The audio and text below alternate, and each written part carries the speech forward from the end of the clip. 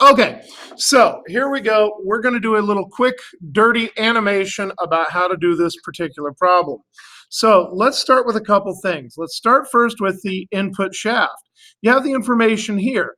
This shaft and this gear right here are attached. And so since they're attached at the center, that means they're going to rotate at exactly the same speed together.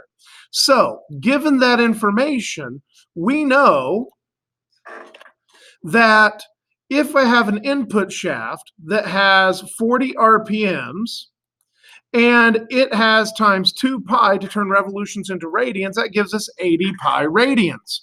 Now, to get the actual linear velocity of this shaft, we need to multiply by its radius, 1.2. Not that big a deal. But again, since these two spin at the same rate, that means that what I'm going to do is I'm going to steal this omega, this angular velocity, from the input shaft 80 pi. It's going to be exactly the same as gear 1. Once I know that it's exactly the same as gear 1, that means all I have to do is multiply by its radius, and that gives me the linear velocity of the outer gear. So we have the outer radius of this gear. So let's put this back into position. Now, the next thing we need to deal with is we need to take what information we have from this gear, and we need to combine it with this gear. So how are these two gears going to be related? Well, since they're connected at the outside, that means their linear velocity is going to be the same. So I'm going to take the linear velocity of gear 1, and I'm just going to steal it, and that's the linear velocity of gear 2. So however fast this gear is spinning right here, that means this gear is spinning at the same speed. So now that we have that the two linear velocities are the same, all I have to do is use V equals omega r, solve for omega, divide by the radius, and that gives me the angular velocity, or the amount of spin, on this particular gear here. Okay, so let's put these two back. Now, once I know that the linear velocity of gear 2 is a particular level, I can take it and put it together with gear 3. And because gear 2 and gear 3 are connected at the center, that means the angular velocity is going to be the same. So again, I can take gear 2, I can take its angular velocity, right here, 150.72, and that becomes the angular velocity of gear 3, because again, we know they're both spinning at the same rate. So if they're spinning at the same rate, we can steal that information. Okay, let's put that gear back. Okay, so now we have this gear, gear 3. We can find its linear velocity by simply multiplying the angular velocity times its radius, which is 2.3, and that gives us 346.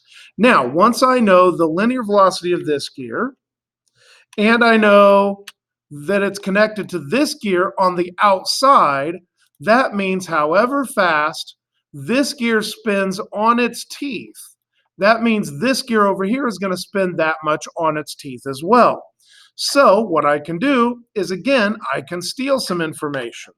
I know that if the linear velocity of gear 3 is 346.6, that means the linear velocity of gear 4 is also 346.6. So having the linear velocities connected because they're connected at the outside is helpful information to have. Now, we'll put that gear back. Finally, we have the gear 4 and the internal shaft. But because gear 4 and internal shaft have the exact same center, that means however fast the gear spins, the shaft is going to spin. Well, if we know that the spin is equal, that means whatever omega is for gear 4 is going to be the omega for the output shaft. Once we know that the omega is the same for gear 4 and the output shaft, That means all I have to do is multiply by the radius, and that gives me linear velocity of this output shaft as it spins around. So that gets us all the way from beginning all the way to end by connecting input shaft omega to gear 1 omega, gear 1 linear to gear 2 linear, gear 2 omega to gear 3 omega, gear 3 linear to gear 4 linear, gear 4 omega to output shaft omega, allowing us to find the linear velocity at the end.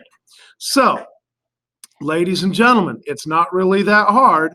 We just have to be able to visualize it, use the formulas, and make sure that we're working our problem all the way through.